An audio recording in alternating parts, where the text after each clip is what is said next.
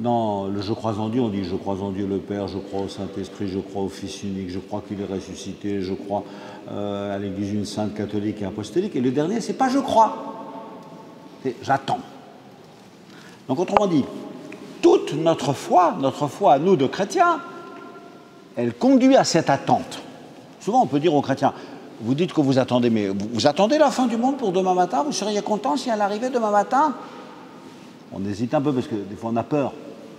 On a tort d'avoir peur, parce que si on croit, si c'était vrai, quand on dit « je crois que Jésus est ressuscité d'entre les morts, je crois que vraiment le Saint-Esprit vient et qu'il donne vie, donc j'attends ». Et je trouve que ça vaut la peine, dans un sanctuaire comme Montligeon, de s'interroger sur ce verbe « attendre ». Est-ce que vraiment tu attends ce salut, cette promesse qui t'est faite? J'ai été touché justement parce que c'était dans la deuxième lecture de ce matin, que j'ai fait exprès de ne pas commenter, justement à cause de cela. Donc nous serons devant la face de Dieu, il faut nous tenir devant la face de Dieu, dit-il. Et on nous dit, quand Jésus est venu et qu'il est mort pour nos péchés, on nous dit, c'est une fois pour toutes, à la fin des temps, qu'il s'est manifesté pour détruire le péché par son sacrifice. Et nous, on dit, bah, c'est pas à la fin des temps, parce que il y a 2000 ans et on est encore vivant maintenant, il y a des temps. Non. En fait, quand Jésus est mort et ressuscité, c'est la fin des temps. C'est-à-dire qu'il a ouvert les cieux, il a dit, voilà, la victoire de la vie. Quand lui, il a gagné contre le péché, contre la mort, alors je sais qu'il y a cette victoire. Il n'y a plus rien d'important que Dieu va nous dire. En fait, Dieu, c'est notre Père, il nous a donné la vie, et comme cette vie, on voit qu'elle est fragile, qu'elle est abîmée, et puis qu'elle disparaît, et puis qu'il y a la mort, bah on hésite, on dit, mais alors la vie, elle va gagner ou elle ne va pas gagner? Vous avez remarqué ça, frères et sœurs, quand vous discutez avec des gens qui ne sont pas croyants et qui vous posent des questions sur la foi, ils peuvent critiquer ceci, ceci et cela, mais c'est des détails. En fait, la seule question qui habite la tête des gens, c'est sûr que l'amour va gagner? C'est sûr que la vie sera plus forte que la mort? Vous n'êtes pas fou de croire à la résurrection? En fait, ça, c'est vraiment l'événement ultime. C'est pourquoi, même si la résurrection s'est passée il y a 2000 ans, il a raison dans l'Épître aux Hébreux, l'auteur, d'écrire « c'est une fois pour toutes, à la fin des temps, qu'il s'est manifesté pour détruire le péché par son sacrifice. » Ce que Jésus a fait quand il est mort sur la croix et quand il est ressuscité d'entre les morts, ben c'est fini, il n'a plus rien d'important à nous dire. Ça, c'est la fin des temps. C'est son dernier mot, quoi. Le dernier mot de Dieu, c'est ça. Voilà. Alors ça, évidemment, c'est très important. Et donc, je vous le propose presque comme un examen de conscience, vous voyez. C'est-à-dire, quand vous dites le « je crois en Dieu », est-ce que c'est vrai, ce verbe « j'attends ». Maintenant, j'attends la résurrection des morts et la vie du monde à venir. Parce que ça, c'est mon avenir, c'est mon éternité, c'est ce que je sais et souhaite pour tout le monde. Regardez une chose curieuse. Pourquoi il y a beaucoup de Français qui vont à la messe jamais, très rarement? Et pourquoi les églises sont pleines le jour de la Toussaint et le jour des rameaux? Et alors, ils vont au cimetière après. À la Toussaint, tout le monde va au cimetière. Et au rameau, on prend un rameau, même si on n'a pas assisté à toute la messe, il nous faut un rameau et un rameau béni, et on va le porter sur la tombe. Parce qu'en fait, on les aime toujours. Ils sont partis, mais pourquoi ils sont partis? J'aurais bien aimé la garder avec moi, ma maman, ma sœur, un tel, etc. Pourquoi ils sont partis? Et donc, on sait qu'il y a encore de l'amour. Et on dit, mais si jamais c'était vrai que l'amour de Dieu est encore capable de les faire revivre, mais c'est formidable, c'est très important. Est-ce qu'on est sûr qu'ils sont avec Dieu? Ben non, justement, on n'est pas sûr. Alors, on va essayer de prier. C'est comme ça. Et parfois, j'ai vu qu'il y avait des chrétiens qui regardaient un peu de haut, ils méprisaient même un peu ces gens qui viennent à la messe presque jamais. Je dis, chut, taisez-vous, gardez-vous de les mépriser. Ils ont peut-être une foi encore plus vive que la vôtre. Et puis en plus, le jour des rameaux, ils entendent l'évangile des béatitudes. Le jour de la Toussaint, ils entendent l'évangile des béatitudes. Et le jour des rameaux, ils entendent la passion de Jésus-Christ. C'est extraordinaire. C'est-à-dire les deux évangiles majeurs. Les béatitudes, c'est au début, et c'est la clé pour expliquer toute la suite du message de Jésus. Si tu veux être heureux, si tu veux ouvrir le chemin du bonheur, il faut que tu aies un cœur pauvre, les pauvres de cœur et les doux, et les artisans de paix, les miséricordieux. Enfin, moi, j'espère que tout le monde connaît les béatitudes par cœur ici. Les béatitudes, il faut les connaître par cœur parce que c'est à travers ces mots-là que Jésus nous explique tout ce qu'il dit, tout ce qu'il fait, qui nous devons être, où est-ce que nous devons aller. comme je dis, vous voyez, c'est la clé de lecture. Et puis, bien sûr, quand on avance et qu'on lit la Passion et qu'on arrive à ce désastre de la mort de Jésus, avec tant de haine, lui qui n'avait fait que du bien, pourquoi on lui a fait tant de mal? Et on sait que, justement, c'est Dieu qui l'a délivré de la mort. Et donc, les gens, même quand ils ne sont pas croyants et qu'ils critiquent l'Église et tout, ils prennent un rameau et puis ils vont le mettre sur la tombe de ceux qu'ils aiment dans les cimetières. Ça me touche beaucoup. Il faut beaucoup prier ces jours-là, il faut presque prier 2 fois plus pour ceux qui ne viennent jamais à la messe pour que cet évangile les touche et que cet aspect de la foi les réveille et les ramène vers le vivant. Parce que Jésus, c'est le vivant. Enfin, en fait, c'est ça qu'ils savent. C'est le seul dans toute l'histoire de l'humanité où on a vu, où on nous dit, où c'est peut-être bien vrai finalement, que la vie a été victorieuse. Il a été admirable et traité de manière ignoble, complètement injuste, tout le monde le sait. Et en fait, pour Dieu, ce n'est pas important. Ce qui est important pour Dieu, c'est qu'à cet homme-là qu'on a si gravement maltraité, il a donné la vie, une vie nouvelle et une vie éternelle, et une vie qui ne cessera jamais. En fait, dans l'Église catholique, on ne prie pas pour les morts. Je ne sais pas si vous avez remarqué ça. On prie pour ceux qui sont morts. En fait, on les appelle les défunts. C'est intéressant, les défunts. Ce n'est pas la même chose. Il est mort, ça voudrait dire qu'il est plus vivant. Non. Quand on dit les morts, ça veut dire ce sont ceux qui ont passé l'épisode terrible de la mort. Parfois doux, tant mieux si c'est une mort paisible, parfois très douloureux, avec beaucoup d'angoisse, etc. Et on dit, ils sont morts, c'est-à-dire ils ont passé cette barrière de la mort, mais ils sont vivants. Il y a une phrase que tous les prêtres aiment beaucoup chanter dans la messe des défunts, c'est « Car pour tous ceux qui croient en toi, Seigneur, la vie n'est pas détruite, elle est transformée. » C'est-à-dire ceux qui sont morts, en fait, on pense qu'ils sont vivants. On dit « Ils sont vivants ». On les appelle les défunts. Je ne sais pas si vous savez ce que ça veut dire, ce mot. Défunts, c'est dé et fonction. Ils ont quitté leur fonction. Ils avaient une fonction sur la terre, ils étaient le grand-père ou la grand-mère dans leur famille, ils avaient une profession, ils avaient ça. Ils ont quitté leur fonction, mais ils n'ont pas perdu la vie. Ils sont vivants. Et donc, on prie le Seigneur pour leur dire, on espère bien qu'ils sont dans ta maison, que tu les as accueillis chez toi, que chez toi, maintenant, c'est devenu chez eux. D'abord parce que Jésus nous l'a dit. Vous savez que quand Jésus s'en va, il dit aux apôtres, « Il vaut mieux pour vous que je parte. » Mais les apôtres, ils pensent le contraire. Il vaudrait beaucoup mieux que tu restes. Mais les apôtres, ils voient un peu court, quoi. Et il dit, maintenant qu'on a vu que tu as gagné dans la résurrection, tu vas restaurer la royauté en Israël et tu vas chasser Ponce Pilate et les Romains et tout ça. Et c'est nous qu'on va être les chefs. Évidemment, Jésus est très déçu par ça. Il leur dit, il vaut mieux pour vous que je parte. Mais rassurez-vous, je suis avec vous tous les jours jusqu'à la fin du monde. Ça, c'est vrai. Et on l'a dans l'Eucharistie, on l'a dans sa parole, il nous accompagne à sa grâce, il nous donne à manger le pain vivant du ciel, il nous pardonne nos péchés, il donne la vie éternelle aux nouveaux baptisés. Enfin bon, donc on voit bien qu'il reste avec nous. Et il est parti là-bas pour nous préparer une place, mais où ça? Il est parti nous préparer une place à la maison. C'est-à-dire que si je dis que Dieu c'est mon Père, et bien dans cette maison familiale où mon Père m'attend, il y a une place qui a été préparée pour moi, pour chacune et chacun d'entre vous, chez Dieu. Alors ça, c'est vraiment notre grande espérance. En fait, je sais que j'ai une place préparée là-haut. Bien sûr, je suis angoissé devant la mort, comme Jésus l'a été. Ce n'est pas du tout un manque de foi d'être angoissé devant la mort. Même des gens très croyants que nous avons accompagnés au moment de leur mort, c'est comme un déchirement et on voit qu'ils sont angoissés, mais Jésus aussi, il crie son effroi, vous savez, quand il va mourir. D'abord parce qu'il souffre énormément, ensuite parce qu'il a le sentiment d'être abandonné, et puis finalement il dit, en tes mains je remets ma vie, je remets mon esprit. Et il y a même un moment incroyable, où on a l'impression que, vous savez, quand il discute avec le bon larron, l'autre on ne l'appelle jamais, personne ne dit le mauvais larron, vous avez remarqué. Lui c'est le bon larron. Et l'autre, il avait un peu insulté, mais il avait un petit péché de colère qui se comprend. Quand on est crucifié, on n'a pas un très bon moral.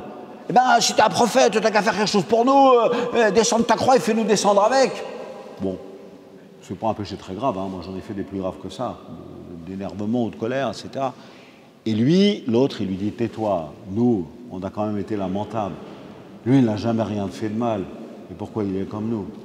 Et il dit à Jésus, Jésus, souviens-toi de moi quand tu viendras dans ton royaume. Et vous savez ce qu'il dit, Jésus? Il dit, mais regarde, les portes sont en train de s'ouvrir, ils mettent un tapis rouge, dans un quart d'heure on rentre là à la maison, tu vas voir, tout est prêt pour toi, pour moi, etc. Comme dans la béatitude, c'est quand on dit « heureux les cœurs purs », ils voient Dieu. Jésus, c'est un cœur pur, il n'y a pas de doute. Jésus, il ne voit même pas les gens qui sont là avec une lance, qui lui ont mis des clous et qui vont lui transpercer son côté. Après, il ne voit pas le péché, lui. Jésus, il voit Dieu. Heureux les cœurs purs, il voit Dieu. Et il voit que Dieu est en train d'ouvrir la porte et dérouler le tapis rouge pour le bon larron et lui. Oh ben, moi, je me mets dans la peau de l'autre. Et l'autre, quand il entend une conversation incroyable comme celle-là, il dit, moi, je me faufile derrière. Je dis, non, je suis un de leurs copains, je rentre au paradis. Je suis sûr qu'il est rentré. C'est pour ça que personne l'appelle le mauvais larron. Il a fait un acte de désespoir, il a fait une parole déplacée, évidemment, je suis d'accord.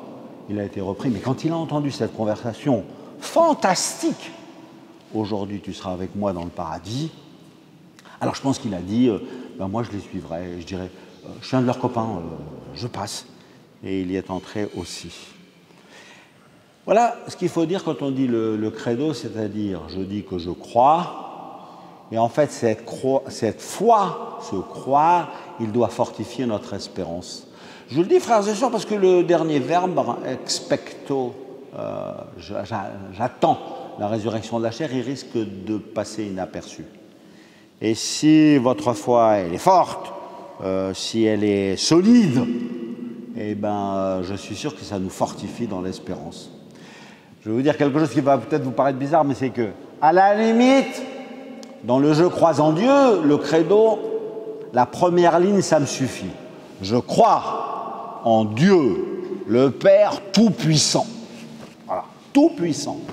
Donc tous les ennuis qui vont m'arriver, il va les vaincre, puisque c'est mon Père. Un père, il fait attention à ses enfants d'habitude. C'est pas la peine de me raconter la suite. Je crois que Dieu, c'est un Père, c'est lui qui nous a donné la vie, et que c'est un Père Tout-Puissant. Donc, si ça va mal, il va déchaîner sa puissance. Et si moi j'ai fait l'imbécile, et si j'ai commis des péchés, et si je me suis éloigné de lui, eh ben, il va déchaîner toute sa puissance pour me rattraper, pour me sauver, pour me ramener à la maison, pour me remettre dans la bonne place.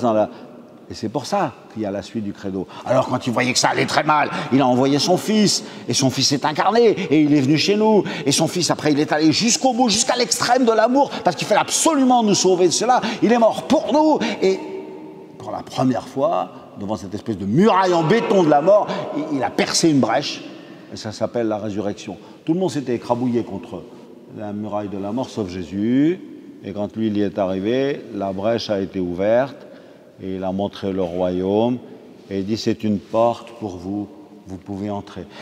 Et pour qu'on continue bien s'occuper de nous, il a envoyé l'Esprit Saint. Et l'Esprit Saint qui poursuit son œuvre dans le monde, comme on dit dans la prière eucharistique, et qui achève toute sanctification. L'Esprit Saint, il est Seigneur, il donne la vie. Et donc tout ce travail de la vie que Dieu m'a donné dans mon baptême, l'Esprit Saint le poursuit. C'est beau le credo. Et on peut dire, franchement, j'espère ne pas me tromper, que le credo, il se résume dans la première ligne. Et que quand je dis bien la première ligne, eh ben ça va, quoi. J'ai toute la suite qui va venir. Au centre du credo, il y a le Christ. Donc le Verbe s'est fait chair, il est né de la Vierge Marie, conçu du Saint-Esprit, et puis après il a mené sa vie, et il est arrivé à cette énorme et à cette terrible souffrance de la mort. On dit il est allé jusqu'au bout de l'amour, il y a certaines traductions qui disent il est allé jusqu'à l'extrême. On peut dire qu'il nous a aimés jusqu'au bout, jusqu'à l'extrême, jusqu'à la folie, quoi. Il fallait nous aimer jusqu'à la folie pour se comporter comme ça. Et donc, quand il est arrivé devant la mort avec toute la puissance de Dieu, eh ben, il a fait ce que nous ne pouvions pas faire, c'est-à-dire qu'il a percé une brèche dans cette muraille de la mort et il a ouvert le chemin de la vie. Et Dieu, il a fait ça pour son Fils, on l'appelle son Fils unique. Nous, on est quand même ses enfants aussi. En fait, pourquoi on dit de Jésus qu'il est le Fils unique ? Parce que nous tous, il nous voit dans son Fils, vous savez. C'est-à-dire que nous, on est les membres du corps du Christ, comme on dit, c'est pas mal. Le Christ, il est la tête, et nous, tous, on est les membres. Donc, s'il l'a fait pour Jésus, évidemment qu'il l'a fait pour vous, et qu'il l'a fait pour nous, et nous savons bien cela. Et quand Jésus ressuscite d'entre les morts, et qu'il traverse la muraille de la mort, qui lui a fait peur à lui, comme à nous, ça nous fait peur aussi. On n'est pas gêné d'avoir peur devant la mort, c'est même normal, c'était son cas. eh bien, quand il a percé cette brèche, je sais qu'elle est ouverte pour moi et que moi aussi, je pourrais franchir et arriver dans cet endroit où je suis attendu et il y avait une place préparée pour moi. Lui, Jésus, quand il arrive, il est ressuscité, on lui redonne la plénitude de sa vie. Quand je t'ai créé avec ton âme et ton corps, avec ta chair et ton sang, c'est cet être-là tout entier que j'aime. Et à celui-là, je lui donne la vie et toute la vie. Et donc, au matin de ce jour nouveau, Jésus, il est ressuscité d'entre les morts. Et on dit, ce qui est arrivé à Jésus le matin de Pâques, ça vous arrivera tous à la fin des temps. J'attends la résurrection de la chair et la vie du monde à venir. Vous savez que c'est votre avenir. Il y a une exception. Personne ne va être jaloux. C'est la Sainte Vierge Marie. À sa maman, il lui a fait ce cadeau à l'avance. Écoutez, vous êtes contents. Et en plus, la fête de l'Assomption et le 15 août, ça nous fortifie dans l'espérance de la résurrection. C'est vrai que nous ressusciterons, et la preuve que c'est vrai, c'est que ce cadeau-là, qui est un cadeau ultime, il a dit à ma mère, je vais lui faire avant tout le monde. C'est un cadeau que je vais lui faire par avance. Et donc elle est déjà au ciel avec son corps ressuscité dans cette Assomption. Jésus, on dit ascension, c'est un verbe actif, ascendit in cielo, il est monté. La Sainte Vierge Marie, c'est toujours au passif, c'est pas elle qui est montée, c'est elle a été enlevée. Parce qu'elle n'est pas Dieu fait homme, elle est une créature humaine, dans laquelle Dieu a mis la totalité de son amour et pour laquelle il a fait tout ce cadeau. Et elle a été enlevée, emportée au ciel pour participer à cette résurrection qui est celle de son Fils et qui vous est promis à vous tous, à vous comme à moi. À nous tous, elle nous est promise cette résurrection. Nous le savons et nous savons d'une certaine manière que c'est notre avenir, c'est une certitude, c'est comme une promesse. Si vous regardez dans la Bible, alors... il y a beaucoup de monde qui essaye de décrire cela. Le plus étonnant, je ne sais pas s'il faut le croire presque à la lettre comme ça, c'est un passage de l'Épître aux Thessaloniciens au chapitre 4, de la première aux Thessaloniciens. Et alors lui, c'est comme s'il y était, il vous décrit presque ce qui va se passer. Voilà en effet ce que nous avons à vous dire. Sur la parole du Seigneur, nous, les vivants, nous qui serons encore là pour l'avènement du Seigneur, nous ne devancerons pas ceux qui sont déjà endormis. C'est-à-dire que si Jésus arrive cet après-midi et que c'est la fin du monde cet après-midi, vous êtes vivant, moi aussi je suis vivant. Alors comment ça va se passer? Alors il sait, et je ne sais pas si c'est une description, si c'est une vision, si c'est une idée qu'il a. En tout cas, je le vois dans l'Épître aux Thessaloniciens, donc ça m'intéresse bien. Parce que Saint Paul, il fait partie de la révélation, Saint Paul, il nous dit des phrases qui vont nous fortifier dans l'espérance. Je ne suis pas sûr que ce soit à prendre à la ligne en détail, c'est pas ça que je veux dire. En tout cas, lui, il fait l'effort d'expliquer notre foi, sa foi. Nous, les vivants, nous qui serons encore là, si la fin du monde était cet après-midi, pour l'avènement du Seigneur, nous ne devancerons pas ceux qui seront endormis, car lui-même, le Seigneur, au signal donné par la voix de l'archange et la trompette de Dieu, il descendra du ciel. Et les morts qui sont dans le Christ, ils ressusciteront en premier lieu. On les verra tous arriver. Alors nous, on se pose des questions idiotes, mais il n'y aura pas de la place pour tout le monde, comment ça va se passer? Et des questions idiotes, on ne peut pas s'en poser des très intelligentes, parce que ça nous dépasse beaucoup, je suis d'accord. En tout cas, je prends ça comme ça, parce que je vois que c'est dans la Bible. Donc, ils seront tous ressuscités, et les morts qui sont dans le Christ, ils ressusciteront en premier, et après quoi? Nous, les vivants, nous qui serons encore là, nous serons réunis à eux, on fait une seule famille. Et nous serons emportés sur les nuées à la rencontre du Seigneur dans les airs. Ah, mon petit Saint Paul, il fait ce qu'il peut pour essayer de nous raconter, de nous expliquer comment ça va se passer. Parfois, j'ai vu des gens qui riaient un peu quand ils lisaient ces textes-là. J'ai dit, attention, non, c'est dans la parole de Dieu. Ça ne veut pas dire que c'est une description physique et concrète de tout. N'empêche que c'est vraiment le fond de notre foi. Le Seigneur, il peut arriver 50 000 ans après ma mort, mais il peut aussi arriver dans un quart d'heure, comme vous savez bien. On ne sera pas mort, quoi. Et tous les morts, ils ressusciteront. Et après, évidemment, quand il dit emporter, ça veut dire qu'il y aura une grande transformation. Alors ça, on ne peut pas trop la décrire. D'ailleurs, en fait, ça nous importe peu. Je m'en fiche, moi, de savoir exactement comment ça va se passer. Ce qui m'intéresse, c'est que l'amour de Dieu sera victorieux dans votre vie et dans la mienne, et sera victorieux de la mort de tous les autres, parce que voilà, avec la mort, la vie n'est pas détruite, et eux aussi, ils ressusciteront.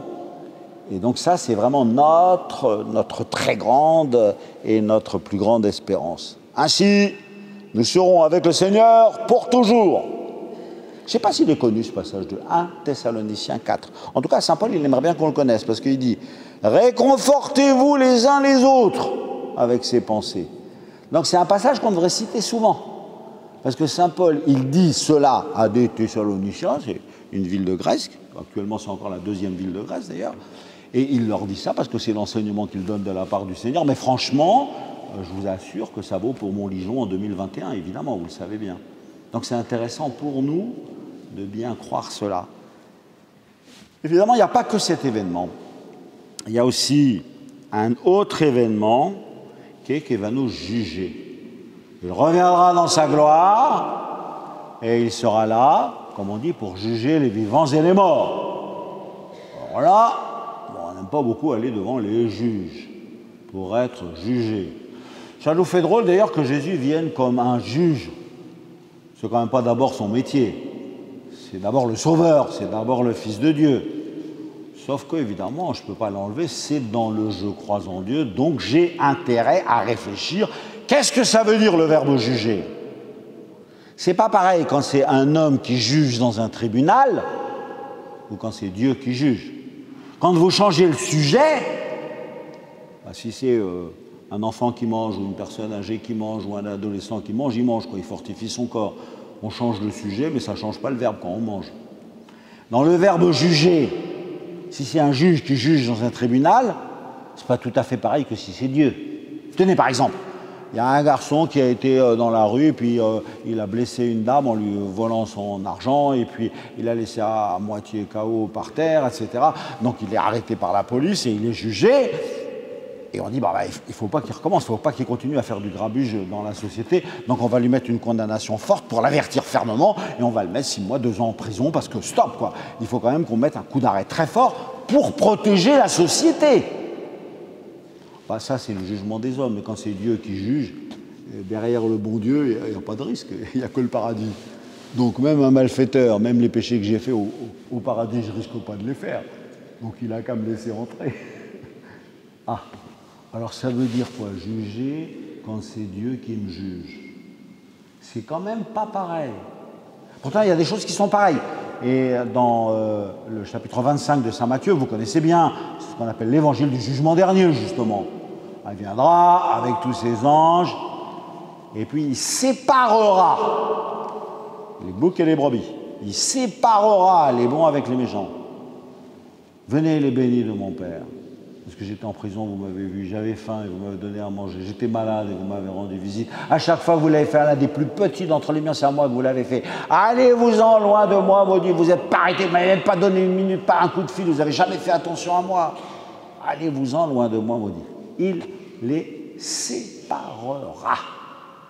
Alors c'est vrai que Dieu, il n'a pas comme un juge dans la société à protéger la société, parce que personne ne risque de faire du mal et du grabuge dans le paradis. En revanche, le verbe « séparer », ça devrait me faire réfléchir.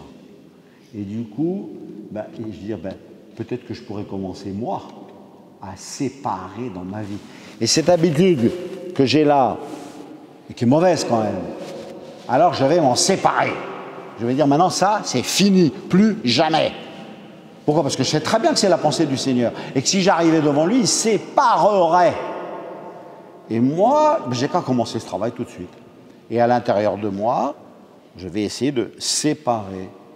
Et ça, c'est quelque chose que je peux faire dans mon examen de conscience, dans ma vie chrétienne, en prenant mon courage à deux mains, en demandant la grâce de Dieu et son aide et les autres, etc. Parfois, on peut même demander de l'aide aux autres pour se débarrasser de penchants mauvais, parce que je n'ai pas envie qu'au dernier jour, il me sépare des brebis qui vont rentrer au paradis. Il me dit « Va-t'en loin de moi » ou « Allez-vous-en loin de moi, maudit ». Je dis ça parce que quand on dit « il reviendra dans la gloire pour juger les vivants et les morts », c'est Dieu qui va juger, c'est Jésus qui sera le juge, au nom de Dieu. Il y a quelque chose qui est changé, c'est pas comme nous quand on juge sur la terre, mais il y a quand même quelque chose qui reste. C'est pour ça que c'est un verbe difficile à comprendre. On le dit dans le credo. Des fois, on le dit de manière un peu automatique. Il reviendra dans la gloire pour juger les vivants et morts, il n'aura pas de fin. C'est pas très réfléchi, mais on a le droit de réfléchir, on a peut-être même le devoir de réfléchir à ces mots du « je crois en Dieu » pour essayer de les comprendre. Qu'est-ce qui va se passer de ma vie quand je serai devant Dieu, avec vous, avec les autres, et qu'on sera devant Jésus qui est notre juge éternel? Il faut bien voir que dans ma vie, il y a des choses que ça aurait été mieux si je ne les avais pas faites, ou si je ne les avais pas dites, et si j'avais, avec résolution, décidément, si je m'en étais séparé. C'est quand même une déception. C'est ce que nous avons comme pensée à propos des morts, d'ailleurs. J'aime beaucoup mon papa, ma maman, ma grand-mère, etc. Je les ai beaucoup aimés. Mais je ne suis pas naïf. Je sais aussi qu'il y a eu des moments de leur vie où ils ont été infidèles. Et donc je vais prier. Je vais prier pour que le Seigneur leur fasse miséricorde, pour que le Seigneur leur accorde son pardon. Et il y a ce temps de la purification qu'on appelle le purgatoire, justement. C'est le sens même de ce sanctuaire, ici à Montligeon. Il est fondé sur la première épître aux Corinthiens, comme vous savez, chapitre 3. Alors je le lis. Et il dit... ne savez-vous pas... Ah non, voilà, c'est là un peu au-dessus. Si l'œuvre bâtie sur le fondement subsiste, l'ouvrier recevra sa récompense. Si tout ce que vous avez fait, c'était pour la gloire de Dieu, béni soyez-vous. Si son œuvre est consumée, il en subira la perte. C'est-à-dire si tu as fait quelque chose qui est exactement le contraire de l'action d'un enfant de Dieu. Et il y a bien des choses dans ma vie. Là. Donc, quant à lui, il sera sauvé, mais comme à travers le feu. Ah. Dans le dogme de l'Église catholique, on parle du purgatoire, on ne dit pas qu'il y a le feu qui brûle. Enfin, on dit quand même qu'il faut prier pour ceux qui sont morts. Un jour, il y a une dizaine d'années, j'étais allé voir le pape des Coptes. Les Coptes, ils ont aussi un pape qui est à Alexandrie, en Égypte. À ce moment-là, maintenant, il s'appelle Trésor, Tawadros. Et avant, c'était le pape Ambachenouda III. Et alors, à un moment, je lui dis, Sainteté, quelle est la différence entre vous, les Coptes, et nous, les catholiques? Alors, il me dit, le purgatoire. Je dis, comment le purgatoire? Vous croyez au purgatoire, et nous aussi. Dans votre messe, vous priez bien pour ceux qui sont morts. Il me dit, bien sûr, bien sûr. Mais vous dites que dans le purgatoire, il y a du feu. J'ai dit non, ce n'est pas nous qui le disons et ce n'est pas une partie du dogme, mais c'est quand même écrit dans la Bible. Comme par le feu. Donc on ne sait pas. Mais on sait que quand même, ça va être une purgation, ça va brûler un peu, quoi. C'est pour ça qu'on dit comme par le feu. On s'en fiche de ça. La seule chose, c'est ce serait quand même bien que mes péchés, je les foute au feu, comme on dit. Je les mette au feu maintenant, tout de suite, quoi. Pour qu'après, dans le temps du purgatoire, ça se passe plus correctement. En fait, dans toutes les religions chrétiennes, dans toutes les églises chrétiennes, les Coptes, ils sont séparés de nous, mais ils sont très proches de nous aussi. Bien sûr que dans chacune de leurs messes, ils prient pour les défunts. C'est quand même quelque chose de très important. Ça vient de chez les Juifs. C'est un beau passage de chez les Juifs. Je ne sais pas si vous connaissez ce passage dans le livre des Maccabées. Maccabée, c'est un mot triste en français, maintenant ça veut dire ceux qui sont morts. En fait, Maccabée, c'est le surnom de Judas Maccaba. Maccaba, c'est comme un marteau. Vous savez comment nous, en France, on dit Charles Martel, quoi. Il avait une telle puissance qu'il a réussi à les foutre dehors. Il n'avait pas beaucoup de soldats. Il a été beaucoup plus fort que ceux qui étaient les envahisseurs. Et il a repris Jérusalem. Il a réinstallé le temple que les autres avaient abîmé de manière sacrilège, quoi. Et donc, il est parti avec une poignée de combattants et il a réussi à vaincre tous ceux qui, à ce moment-là, dominaient et défiguraient le peuple d'Israël et le temple. Il a rendu le temple au Seigneur. Sauf qu'il arrive quelque chose d'assez triste. Le jour suivant, on vint trouver Judas et c'était le jour où on devait relever tous ceux qui étaient morts la veille dans le combat. Or, ils trouvèrent sous la tunique de chacun des morts des objets consacrés aux idoles et que la loi interdit aux Juifs. Oh là là! Donc c'était des gens qu'on aimait beaucoup, ils avaient combattu pour le peuple juif, ils avaient combattu pour rendre sa sainteté au temple de Jérusalem, et quand on va relever leur corps, on voit qu'au lieu de croire à Yahvé, comme les Juifs qui adorent Dieu et Dieu seul, bien entendu, ils avaient des symboles des idoles. Vous imaginez leur peine? Alors à ce moment-là, Judas, il dit, bon, ils se sont battus pour nous, ils se sont battus avec nous, ils ont perdu leur vie, ils se sont sacrifiés pour une bonne cause. Maintenant, on va restaurer le temple.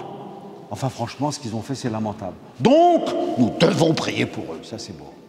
Nous devons prier pour eux. Et aussitôt, il prend énormément d'argent, il va offrir des sacs. Vous avez bien fait de nous dire cette triste nouvelle. Finalement, c'était des péchés, mais nous avons ce devoir de prier pour eux, et nous allons prier pour eux. C'est quand même très, très beau. Et en fait, c'est un petit peu cette prière-là qu'on voit déjà présente dans l'Ancien Testament. Plusieurs fois, j'en ai parlé avec les protestants parce qu'ils n'aiment pas qu'on prie pour les défunts. Ben, je dis, c'est dans la Bible.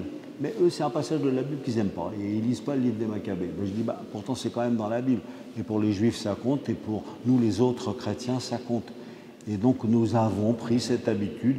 Et dans presque toutes les églises protestantes, dans les messes en tout cas, dans toutes les églises chrétiennes, je veux dire, dans les messes des coptes et des orthodoxes et des catholiques, on prie pour les défunts. On sait qu'on doit prier pour eux parce qu'on se doute bien que dans leur vie, il y avait des aspects qui n'étaient pas forcément clairs ou un peu idolâtriques ou un petit peu tordus ou un petit peu faussés, comme dans la vie des gens qu'on aime beaucoup, même si on les aimait beaucoup et on les admirait. On sait que leur vie a été abîmée par le péché. Bien sûr, il y a des saints, tant mieux. Il y en a qui ont une vie d'une éclatante sainteté. Je m'en réjouis beaucoup et c'est vraiment notre vocation. Mais on sait aussi quand même que la vie est gravement abîmée par le péché et que ça... eh bien, ça va nous demander de prier pour eux. Et ici, on voit, ils ne vont pas aller offrir des messes, puisque les messes, ça n'existe pas. Mais il dit, on va aller porter 2000 drachmes au temple de Jérusalem pour offrir des sacrifices pour eux, parce qu'il faut absolument qu'ils aillent au ciel. Voilà. En fait, d'accord, ils ont fait des péchés et des fautes, et ben moi aussi, et il y en a encore, et moi je n'aurai de cesse, et je veux absolument qu'on vienne prier pour eux. Ce qui est extraordinaire dans le sanctuaire de Montligeon ici, c'est l'idée de génie qui arrive chez ce prêtre, Monseigneur Buguet, parce qu'il dit on devrait être aidé par le ciel dans toutes les difficultés qu'on a avec le travail, avec le chômage, avec la guerre, avec la violence, etc. Et on va se faire des alliés supplémentaires au ciel, et on va prier pour ceux qui sont au purgatoire, et on va prier, on va sacrifier. On va vraiment prier pour les âmes du purgatoire pour qu'ils aillent au ciel, et au ciel, ils pourront nous aider. C'est génial, ça, comme idée. C'est très beau, je trouve ça très joyeux, très simple et très plein de foi. Et en fait, je suis content de voir que ce sanctuaire, il appelle beaucoup de monde. Est-ce que ça nous libère complètement de la peur? Oui et non. C'est pas si mal d'avoir peur du péché, tu vois. Et toi aussi de tomber dans l'idolâtrie. Et finalement, quand on voit que les meilleurs compagnons du combat de Judas Maccabée, ils se sont fait avoir par l'idolâtrie, ça nous fait une grande peine. Des péchés ou des péchés graves de quelqu'un que j'aime beaucoup, franchement, je préférais ne pas le savoir. Et quand je le sais, c'est vrai que ça me fait de la peine. Mais je ne suis pas idiot non plus. Et je veux ne pas avoir peur. Donc j'ai peur, moi, de tomber dans le péché, de me faire avoir par une tentation, ou de céder, si vous voulez, à une mauvaise occasion. Mais en même temps, je sais que toute peur doit être chassée parce que l'appel de Dieu est plus fort, parce que sa parole doit me relever, parce que sa miséricorde, même si je suis tombé, me révélera. Et quand les autres font appel à la miséricorde, comme Judas qui demande qu'on prie pour tous ceux-là qui sont tombés dans le péché d'idolâtrie et offrent des sacrifices, en fait, ils méritaient mieux que ça. Ils se sont égarés, ils se sont trompés, et ils sont fautifs. Il n'y a pas d'autre. Une faute, c'est une faute, quoi. Appelons-la par son nom. N'empêche que c'est mon frère, n'empêche que je l'aime quand même, et je sais que l'amour de Dieu peut être victorieux. Par conséquent, je vais prier, et je vais demander à Dieu que cette parole s'accomplisse. Et voilà comment, frères et sœurs, ce sanctuaire de Montligeon, votre prière, votre présence, votre prière pour toutes les âmes du purgatoire, en fait, elle est vraiment belle, quoi. Notre désir, c'est pas que les péchés n'aient pas été commis, puisqu'ils ont été commis, on n'y peut rien, on ne peut pas les enlever. Mais c'est que par notre propre prière, eh ben, nous fassions en sorte que la miséricorde de Dieu soit victorieuse. C'est quand même aussi un bel avantage pour nous. Parce que si j'ai réussi à dire cela à propos des péchés des autres, quel dommage, quelle tristesse, ben je peux bien me l'appliquer à moi-même. Et je pense que quand on fréquente un sanctuaire comme celui-ci, et qu'on prie pour les âmes du purgatoire, et qu'on veut que Dieu leur fasse miséricorde et qu'ils entrent au ciel, je pense que dans cette prière-là, je trouve, moi, plus de courage pour lutter contre mes péchés. et pour dire non. Parce qu'en fait, je sais bien la vérité, que ça c'est quelque chose de tordu, que ça c'est quelque chose d'idolâtrique, etc. Et quand je suis réveillé par cette belle vérité qui nous est rappelée par le sanctuaire de Montligeon, je pense que nous aussi, nous y trouvons de la force spirituelle pour avancer avec davantage de loyauté, de droiture et de fidélité. Voilà, c'est ce que j'étais heureux de partager avec vous cet après-midi.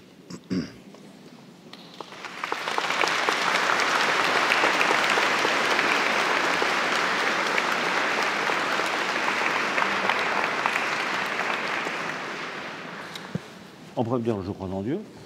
Hein? On dit tous ensemble « je crois en Dieu ». Alors on fera particulièrement attention au « j'attends ». J'attends la résurrection de la chair. C'est toi le bon pasteur ici, alors vas-y. C'est le grand, tu dis. Je crois en un seul Dieu, le Père Tout-Puissant, Créateur du ciel et de la terre. de l'univers visible et invisible. Je crois en un seul Seigneur Jésus, le Fils unique de Dieu, né du Père avant tous les siècles. Il est Dieu né de Dieu, lumière née de la lumière, vrai Dieu né du vrai Dieu, engendré non pas créé, de même nature que le Père, tout a été fait. Pour nous les hommes et pour notre salut, il descendit du ciel. Par l'Esprit Saint, il a pris chair de la Vierge Marie et s'est fait homme. Crucifié pour nous sous Ponce Pilate, il s'offrit sa passion et fut mis au tombeau. Il ressuscita le troisième jour, conformément aux Écritures, et il monta au ciel. Il est assis à la droite de Dieu. Il reviendra dans la gloire pour juger les vivants et les morts. Son règne n'aura pas de fin. Je crois en l'Esprit Saint, et qui donne la vie. Il procède du Père et du Fils. Avec le Père et le Fils, il reçoit même adoration et même gloire. Il a parlé par les prophètes. Je crois en l'Église, Une sainte catholique et apostolique. Je reconnais un seul baptême pour le pardon des péchés. J'attends la résurrection de la chair, la vie du monde à venir.